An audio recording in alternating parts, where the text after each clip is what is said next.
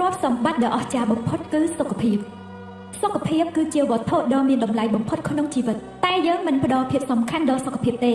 ហើយពួកយើងភាគច្រើនក៏ដល់សុខភាពតែនៅពេលឈឺប៉ុណ្ណោះក្រោយមកទើបដឹងថាបើសុខភាពមិនល្អប្រៀបដូចជាគ្មានអ្វីទាំងអស់សុភាសិតអ៊ីតាលីមួយនិយាយការពិតអំពីសុខភាពរបស់យើងថាអ្នកមានសុខភាពល្អគឺជាអ្នកមានទោះគេមិនដឹងខ្លួនក៏ដោយយើងកម្រគិតពីរឿងសុខភាពណាស់នៅពេលដែលយើងសុខសប្បាយ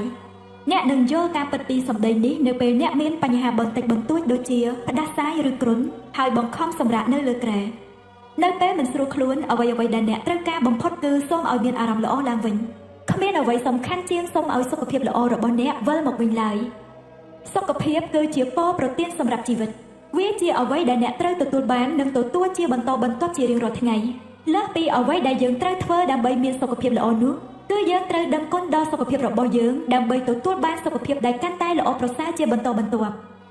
ចូលចងចាំថាអ្នកដែលដឹងគុណសុខភាពបានច្រើននឹងទទួលបានសុខភាពកាន់តែល្អប្រសើរលើសលប់អ្នកដែលដឹងគុណសុខភាពតិចតួចនឹងត្រូវរឹបអូសទៅវិញសូម្បីតែវត្ថុបន្តិចបន្តួចដែលខ្លួនមានអ្នកប្រហែលធ្លាប់ស្គាល់មនុស្សដែលខំថែរក្សាសុខភាពតែសុខភាពនៅតែអាក្រក់ដដែលការផ្ដល់អំណរអរគុណចំពោះសុខភាពដើម្បីឲ្យបានទទួលសុខភាពល្អប្រសើរគឺជារឿងសំខាន់ខ្លាំងណាស់ពេលអ្នកដឹងគុណចំពោះសុខភាពវាមិនត្រឹមតែរក្សាសុខភាពបច្ចុប្បន្នរបស់អ្នកឲ្យនៅល្អនោះទេតែទន្ទឹមគ្នានេះអ្នកក៏កំពុងបង្កើតភាពស័ក្តិសិទ្ធិឲ្យធ្វើការដើម្បីបង្កើនសុខភាពល្អដល់អ្នកក៏នឹងចាប់ផ្ដើមឃើញភាពល្អប្រសើរឡើងចំពោះសុខភាពរបស់អ្នកកាន់តែច្បាស់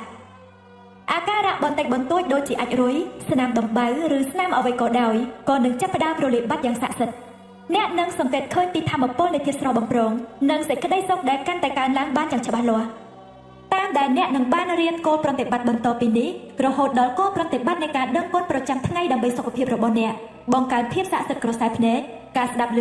និងវិញ្ញាណទាំងអស់របស់អ្នកឲ្យកាន់តែប្រសើរឡើងព្រមៗគ្នានៅរាល់នាទីនៃរាងកាយអ្វីទាំងនេះកើតឡើងដូចកញ្ចក់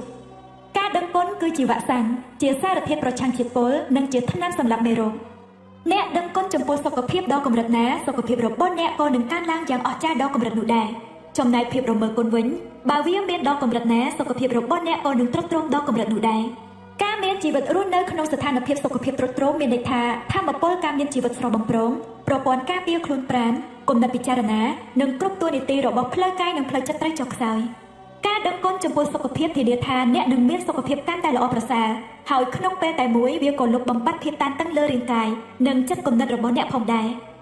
ការសិក្សាស្រាវជ្រាវខាងវិទ្យាសាស្ត្របង្ហាញឲ្យឃើញថាភាពតានតឹងគឺជាឫសគល់នៃជំងឺទាំងឡាយទាំងពួងការសិក្សានោះថែមទាំងបង្ហាញទៀតថាអ្នកដែលអនុវត្តដោយការដឹងគុណគឺជាសះស្បើយលឿនជាងនិងទំនងជាមានជីវិតរស់យូរជាងដល់ទៅ7ឆ្នា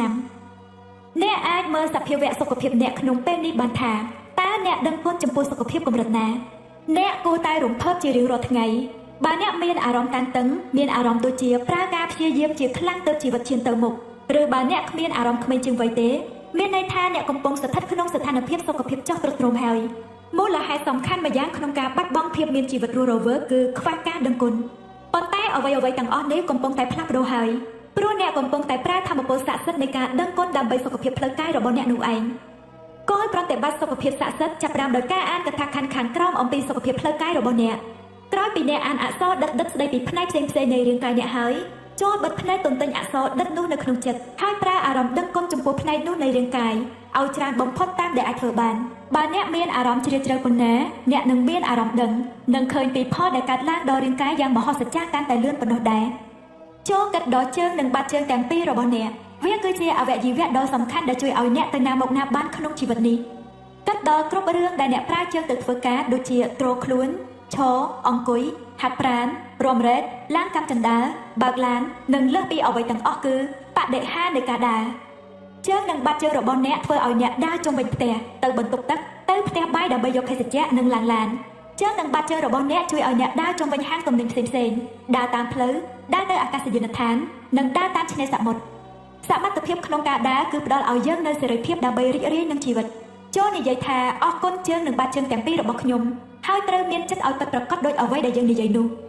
ះចូលគិតដល់ដៃនិងបាតដៃទាំងពីររបស់អ្នកថាតើមានអ្វីខ្លះដែលអ្នកអាចចាប់កាន់បានក្នុងមួយថ្ងៃបាតដៃរបស់អ្នកគឺជាឧបករណ៍ដ៏សំខាន់នៃជីវិតយើងប្រើវាពេញមួយថ្ងៃគ្មានពេលឈប់នឹងជារៀងរាល់ថ្ងៃដៃរបស់អ្នកធ្វើឲ្យអ្នកសរសេរអក្សរញ៉ាំអាហារប្រើទូរស័ព្ទប្រើកុំព្យូទ័รงូតទឹក តែងខ្លួនប្រើបន្ទប់ទឹកចាប់វត្ថុផ្សេងៗកាន់និងធ្វើគ្រប់យ៉ាងដើម្បីខ្លួនអ្នកបើមិនប្រើដៃទេអ្នកប្រហែលជាត្រូវពឹងអ្នកដទៃឲ្យជួយធ្វើនេះធ្វើនោះមិនខានដូច្នេះចូលនិយាយអរគុណដៃបាតដៃនិងម្រាមដៃរបស់ខ្ញុំចូលកាត់ដល់ជីវហាវិញ្ញាណដ៏គួរឲ្យស្ញើរបស់អ្នកជីវហាវិញ្ញាណជួយឲ្យអ្នករីករាយជាខ្លាំងពេលអ្នកញ៉ាំនិងផឹកក្នុងមួយថ្ងៃអ្នកដឹងច្បាស់ណាស់ថានៅពេលផ្ដាសាយអ្នកនឹងបាត់បង់ជីវហាវិញ្ញាណព្រមទាំងសេចក្តីសុខក្នុងការញ៉ាំនិងការផឹកផងដែរដែលធ្វើឲ្យអ្នកមិនដឹងរសជាតិនៃអាហារនិងភេសជ្ជៈឡើយចូលនិយាយថាអរគុណជីវហាវិញ្ញាណដ៏គួរឲ្យស្ញើរបស់ខ្ញុំក្លិនវិញ្ញាណធ្វើឲ្យអ្នកដឹងក្លិនក្រអូបឈ្ងុយឈ្ងប់នៃជីវិតផ្សេងៗដូចជាក្លិនផ្កាក្លិនទឹកអប់កម្រាលពុកល្អស្អាតអាហារដែលកំពុងធ្វើក្តៅភ្លើងដែលកំពុងឆេះយ៉ាងសន្ធោសន្ធៅនៅយប់ត្រជាក់អាកាសធាតុនៅរដូវក្តៅស្មៅដែលទើបនឹងកាត់ថ្មីក្លិនដីក្រោយភ្លៀងធ្លាក់ចូលនិយាយថាអរគុណធាតុវិញ្ញាណដ៏អស្ចារ្យរបស់ខ្ញុំប្រសិនបើគ្មានកាយវិញ្ញាណទេអ្នកគ្មានថ្ងៃញែកដឹងពីអ្វីក្តៅអ្វីត្រជាក់អ្វីរឹងអ្វីទន់អ្វីរាបអ្វីក៏ក្រៀតឡើយហើយអ្នកក៏មិនអាចដឹងពីវត្ថុផ្សេងៗឬសម្ដែងការស្រឡាញ់ឬទទួលសេចក្តីស្រឡាញ់ខាងរាងកាយបានដែរកាយវិញ្ញាណធ្វើឲ្យអ្នកអាចប៉ះពាល់ឬឲ្យមនុស្សដែលអ្នកស្រឡាញ់យ៉ាងកក់ក្តៅធ្វើឲ្យប៉ះត្រូវនឹងដឹងពីដៃរបស់មនុស្សម្នាក់ទៀតនេះគឺជារឿងដែលមានតម្លៃបំផុតក្នុងជីវិតចូលនិយាយថាអរគុណកាយវិញ្ញាណដ៏មានតម្លៃរបស់ខ្ញុំចូលគិតដល់បដិហារនៃកៅភ្នែកដែលធ្វើឲ្យអ្នកមើលឃើញមុខមនុស្សដែលអ្នកស្រឡាញ់និងមិត្តភ័ក្តិអានសៀវភៅកាសែតនិងអ៊ីមែលមើលទូរទស្សន៍មើលឃើញសម្រស់ដ៏ស្រស់បំព្រងរបស់ធម្មជាតិនិងអ្វីដែលសំខាន់បំផុតនោះគឺមើលឃើញផ្លូវមួយជីវិតរបស់អ្នកគ្រាន់តែបិទភ្នែកមួយសន្ទុះនិងព្យាយាមធ្វើអ្វីដែលអ្នកធ្លាប់ធ្វើនោះអ្នកនឹងរំភើបចំពោះកៅភ្នែករបស់ខ្លួនឯងចូលនិយាយថាអរគុណកៅភ្នែកដែលធ្វើឲ្យខ្ញុំមើលឃើញអ្វីៗគ្រប់យ៉ាងចូលគិតដល់ត្រចៀករបស់អ្នកដែលធ្វើឲ្យអ្នកបានឮសំឡេងខ្លួនឯងនិងអ្នកដទៃនឹងធ្វើឲ្យអ្នកជជែកជាមួយអ្នកណាម្នាក់បានបើគ្មានត្រចៀកនិងសោតវិញ្ញាណទេអ្នកនឹងមិនអាចប្រើទូរស័ព្ទស្ដាប់តន្ត្រីស្ដាប់វិទ្យុស្ដាប់ឮមនុស្សដែលអ្នកស្រឡាញ់និយាយឬស្ដាប់ឮគ្រប់សំឡេងក្នុងលោកបានឡើយចូលនិយាយថាអរគុណចំពោះការបានឮរបស់ខ្ញុំដើម្បីប្រើវិញ្ញាណណាមួយរបស់អ្នកវានឹងមិនអាចទៅរួចឡើយបើអ្នកមិនមានខួរក្បាលសម្រាប់វាតម្លៃតន្ន័យច្រើនជាង1លានក្នុង1វិនាទីឆ្លងកាត់ផ្លូវវិញ្ញាណគ្រប់ផ្នែករបស់អ្នកដោយសារតែខួរក្បាលរបស់អ្នកទើបធ្វើឲ្យអ្នកអាចទទួលដឹងនិងជួបហេតុការណ៍ផ្សេងៗក្នុងជីវិតហើយពុំទាន់មានបច្ចេកវិទ្យាកុំព្យូទ័រណាក្នុងលោកអាចជំនួសវាបានឡើយចូលនិយាយថាអរគុណខួរក្បាលនិងចិត្តគំនិតដ៏អស្ចារ្យរបស់ខ្ញុំ